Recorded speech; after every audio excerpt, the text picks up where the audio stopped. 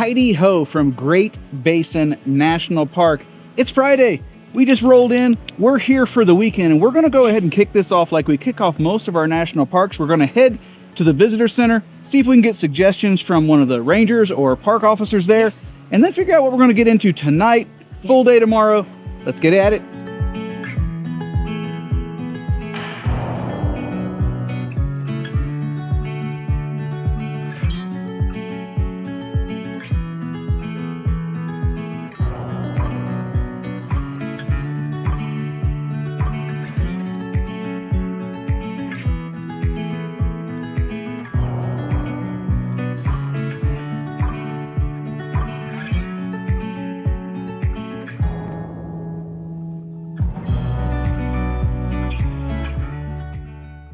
The road into Great Basin National Park starts from the small town of Baker and gradually climbs about 1,500 feet in elevation in less than 5 miles. If that wasn't enough for your vehicle, the Wheeler Peak Scenic Drive climbs approximately 3,000 feet in elevation along its 12 miles up to the end at the Bristlecone Trailhead. It ascends through pinyon juniper woodlands into subalpine forest. There are only 2 overlooks along the route, Mather Overlook and Wheeler Peak Overlook. The latter is where you can see Nevada's only glacier.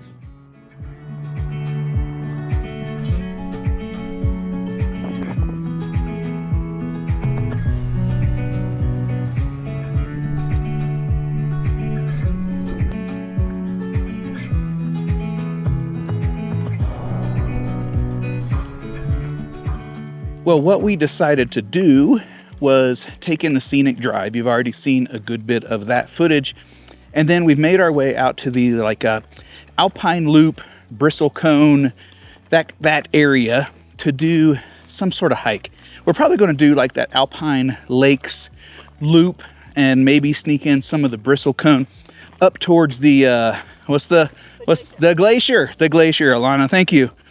So anyway, the main reason we wanted to do this is we haven't really had a chance to acclimate to altitude, so we need to test ourselves above 10,000 feet. You can already hear I'm a little winded while talking, and see if Wheeler Peak is something we can do or not. Likely not, but we wanted to give it a test anyway. So anyway, let's enjoy this hike first.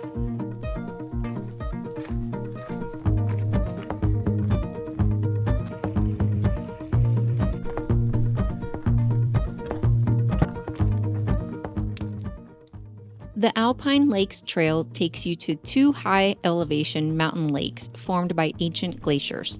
Stella Lake, at about 10,400 feet, is ringed by subalpine forest with Wheeler Peak towering above, while Teresa Lake, slightly lower at roughly 10,275 feet, offers a more intimate setting tucked against rocky slopes.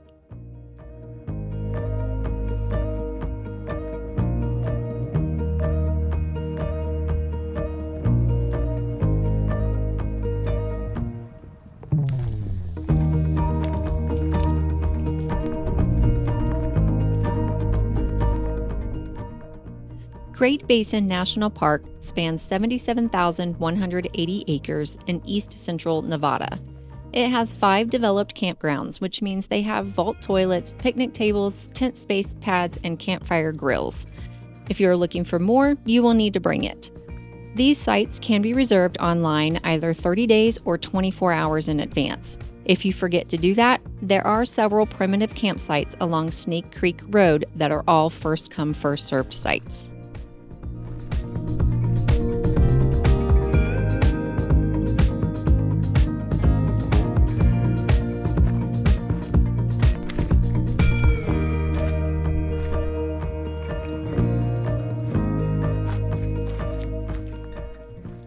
We took the turn for the trail to the Bristlecone Pine Grove.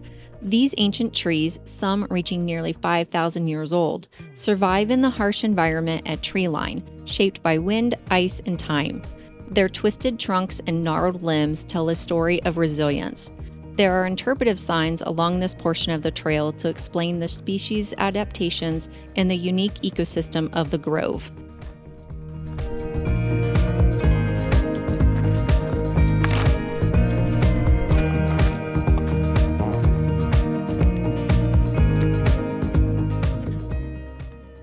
Beyond the grove, the path climbs further on the Glacier Trail toward the base of Wheeler Peak, where a rock glacier sits at roughly 11,500 feet in elevation. While modest compared to glaciers in Alaska or the Rockies, it's a rare sight in Nevada's Great Basin. The climb here is steeper and rockier, with sweeping views back over the Bristlecone Grove and lakes below. We made sure to turn around during our breath-catching pauses to admire the landscape.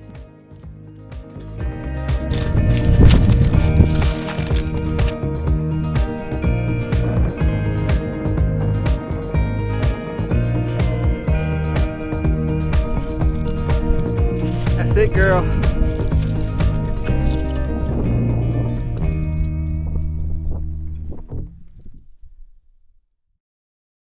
All right, let's get her. Do it.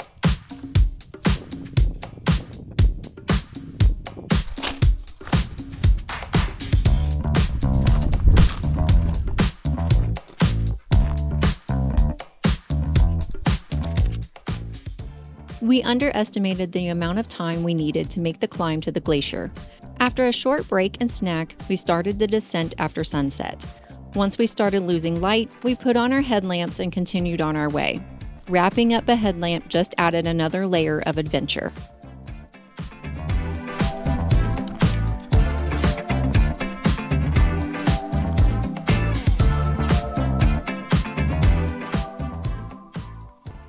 Well, good morning. That first hike here that we arrived at was, honestly, it was a very, very rewarding hike. We hope to do some more exploring today, but what a way to kick off a beginning. It was a bit of a workout for us, even though Yes. it was only 6.4 miles. It started at right about 10,000 feet, and then we went up to very close to 11 with some ups and downs in between. Yes. And for us Ohioans, that kind of elevation has an impact, especially with no acclimation at all. We basically Yes. rolled in here pretty quickly. That being said, other than a very mild headache while we were getting very strenuous and heading uphill, we're doing pretty good. So we're optimistic for today. We're back at our campsite. We're staying in the Upper Lehman Campground, specifically Site 3. Alana did an absolutely amazing job with the site. When we were doing some investigative work to come in here, she noticed that there was a significant number of complaints about sites being off level and unmanageable. We didn't find that in this site. I mean, it's not Not this perfectly one. level, No. but I think for an RVer or even our overland setup, we would have had more than enough blocks to do a chalk up. We needed about 4 inches on one corner. And then it's sort of long, so I'll spin around here. Sorry, baby. I'll spin around here. So right there is where we park. That's the site you kind of back into. It's very private. We've got trees on both sides, which is very nice, especially for a national park campsite. And then you walk back this little trail, and we've got our picnic table and fire ring is back here. And there's even a trail you might be able to hear. I'll show you some B-roll. There's a little stream running about this same distance on in there. And when it got really quiet last night, we opened the windows and you could hear it. It fell to sleep. it was lovely. Yeah, temperatures here while we're here, it's the very beginning of August, and it was kind of perfect. The hike, even when we were going uphill, we had a really nice breeze. Got down into the upper 60s. Last night got down into the low 60s, so no need for heat or anything like that. We could just stay cozy in our blanket.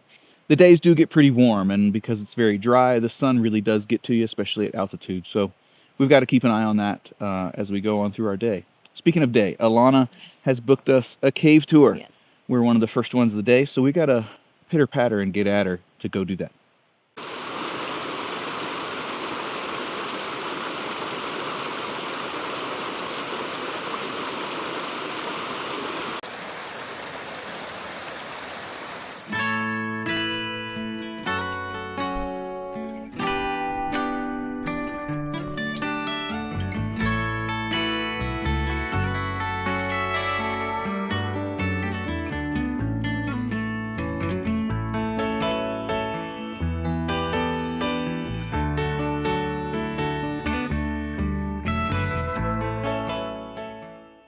During our visit, the only guided cave tour you could purchase advance tickets for was the Parachute Shield Tour. It is about 60 minutes long and covers about a third of a mile underground. It is named after the cave formation Lehman Caves is known for, shields. They have over 500 of these formations, with many cave systems only having less than a dozen. There is one other tour available that is a walk-up only and will take you further into the cave using knee pads, helmets, and headlamps.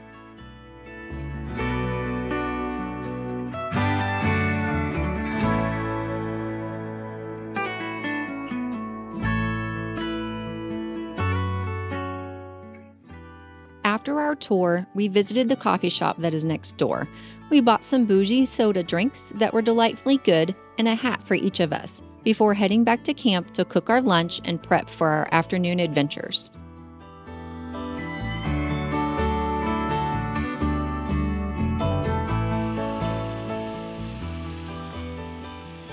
Well, that was fun. Lehman Caves is one of the smallest cave systems in the national park system, like, your comparisons to Wind Cave, Mammoth Cave, or Carlsbad Caverns, but it offered a lot of bang for the buck, and it felt like sort of the right amount of caviness for this type of location. As soon as I get lunch done here, we're going to eat 2 of those, we're going to pack 2 of those, and get back at it out on the trail.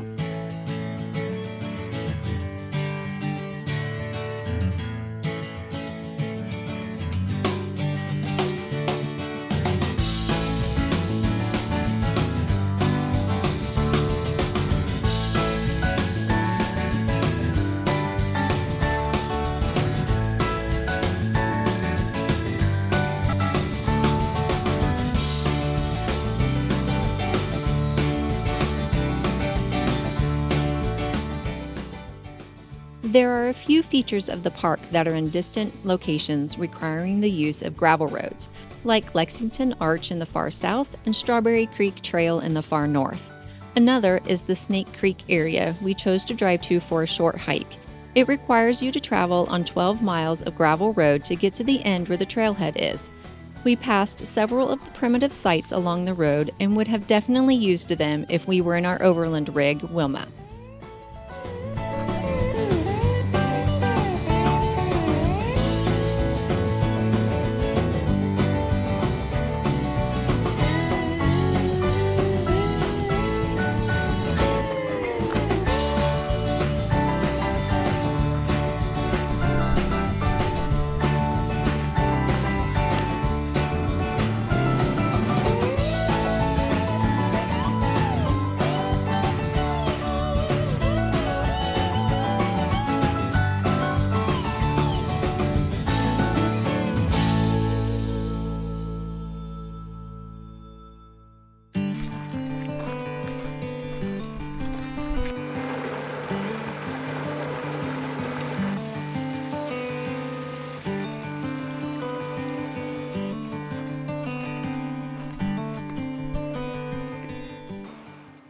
Near the Lehman Visitor Center is Baker Creek Road. This 3.5-mile gravel road has 2 of the developed campgrounds, Gray Cliffs and Baker Creek, along it, and ends at the trailhead for our next hike, Baker Creek Loop.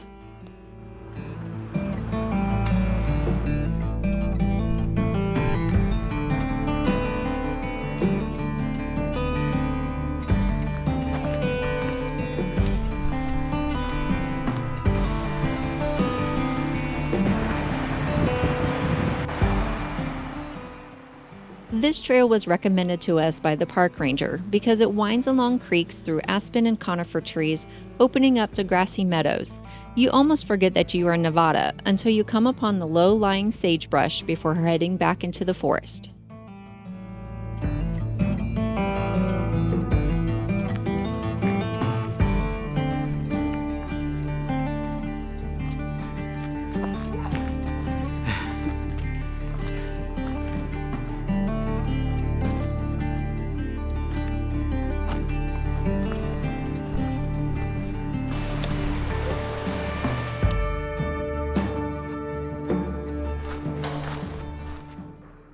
Some critters of the park are more active around people than others, like mule deer, turkeys, and lizards. Our camp host mentioned a mountain lion went through camp a few weeks prior, and there were road signs for bighorn sheep, although a ranger mentioned someone who worked there for 40 years only saw them once.